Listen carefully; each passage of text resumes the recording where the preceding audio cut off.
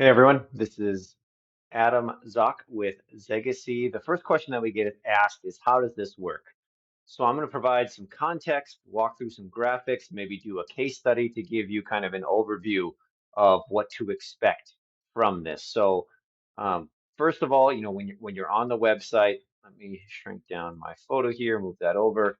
We have two different settings. One's for investors, one's for tenants. So depending on what you're looking to do, the investors would, essentially complete the questionnaire, review their matches, and then you select the deal. You find your perfect tenant that you want to conduct this transaction with. We would, we also have these frequently asked questions. If we come down here to look at some of these, you can look at Zegacy from the tenant side, from the investor side.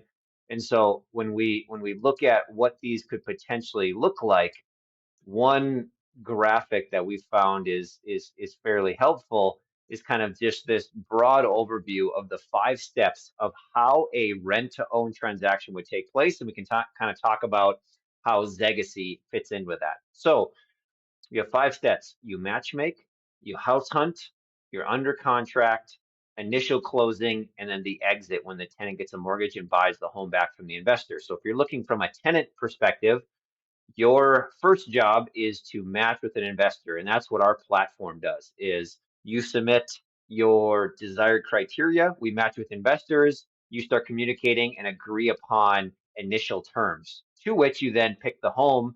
Will help provide a letter of intent to summarize the offer between you and the investor. The investor, who connects with the tenant and basically gives them the equivalent of a pre-approval letter. And so if I take a quick deviation where I look at traditional mortgage versus Zegacy, what does the pre-approval process look like? Well, if you're doing a traditional mortgage, home shoppers go to the banks and get a pre-approval.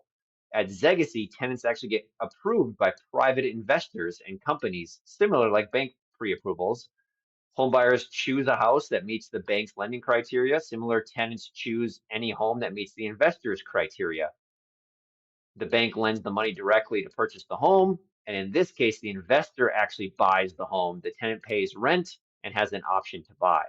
And so there's a little bit more information down here, but in general, that's kind of the first step here in the structure of how this works. So then if you get an accepted purchase agreement, the tenant typically pays a deposit, approves the inspection. The investor is paying the EMD, negotiating inspection, and orders the appraisal. We're updating kind of our terms as we're negotiating this closing of a property. And at closing, the tenant signs the lease and the option agreement and any additional funds. Zegacy helps kind of along the way, just from a coach, a transaction coordinator, to assist with that. That the investor closes on the home. The investor's paying, finds home insurance, is doing taxes, and then it is now a rental with the option for the tenant to buy back the home. And we have different videos talking through the logistics of how that works. But in essence, the tenant's responsibility is to pay rent, potentially take care of some repairs and maintenance, depending on what's agreed upon within the LOI between the tenants and investors, the letter of intent, and what your lease and option agreements serve. And then the investor is making owner decisions, and eventually the tenant buys back the home. Now, there's a couple options on what this exit could be. The tenant might just say, I stop paying, and the investor, might have to take back the property, which isn't exactly an ideal situation, but we're being transparent here that not every transaction is going to successfully mean that the tenant is buying back the home. We, of course, are hoping for that, and I believe that's everyone's intent from step one, but you could also set this up just with the option to buy and have it be a refundable option fee, assuming that the investor and the tenant are on board. That, let's say you just sign a 3-year option, and if at the end of 3 years you are a great tenant, there can be, terms in the option agreement that you get your option fee or down payment back, assuming you fulfill your 3-year terms, to which some investors might be great with that because then they can, take on the appreciation and other pieces of it. So that is how, in general, the process works. So now if I'm looking at where have we done this and how does this work? So if I'm looking at a quick map of where these connections have taken place, here's just a quick overview. It's mostly the Midwest to Southeast, but there's no reason that we couldn't do this in other in other places. So If you look through, here's all of the locations that we've successfully made these matches, and then we've actually tracked every single property that we've made a connection for. So some of them, the tenant buyer bought the home back. Some of them, the tenant left. We have some properties where the tenant's moving out. We have a lot of them where they're in good standing.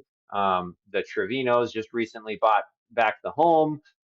We have some that are late on rent. So we're trying to actively keep and go through, kind of just a quick summary of out of the, 70 plus transactions, where do most of the transactions lie? And again, this is kind of our insights or data into this process, because when we're looking at both sides of the equation, how does this work? So let's run through a quick case study. So this is deal number 29. So this was a property in Dealworth, Minnesota. The home was purchased for 450,000. So you could see that this was 450,000. This is the tenant side. This is the investor side. So the investor got a loan, had some closing costs, had the tenant buyer's down payment. So their cash to close was 33,000. The tenants was 71,000.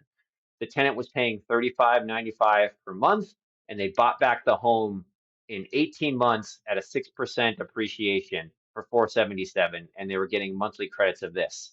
You can see all of the investors' debt management, insurance, taxes, insurance, kind of their ongoing monthly expenses. Here was their cash flow, and then the tenant actually ended up buying back the home in 10 months later. So he had his down payment that all got applied towards the purchase of the home. So his new loan to value was around this. So his cash to close on the exit. So essentially here, we work it out so you don't have to come up with another 10% down. The whole goal is that when in this case Aaron went to go buy back the home, he had to come up with maybe 3 grand, which is essentially one month's rent, and he now has a new, you know, 30-year fixed mortgage at $3,000 per month.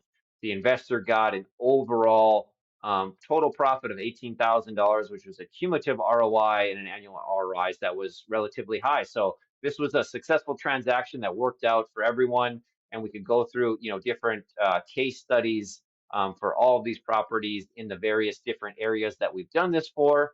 But in general, this is kind of the overview for how it works. So for tenants, your goal is to complete a questionnaire, find your matches, and then pick the investor that would be interested in buying you a home based on your terms. And an investor, you set your investment criteria, and then we'll match you with tenants that want to move into a home that you can get some cash flow on. So thanks for taking the time to go through this. We'll have some more videos, and of course, you're always more than welcome to send us an email, a text, or a phone call.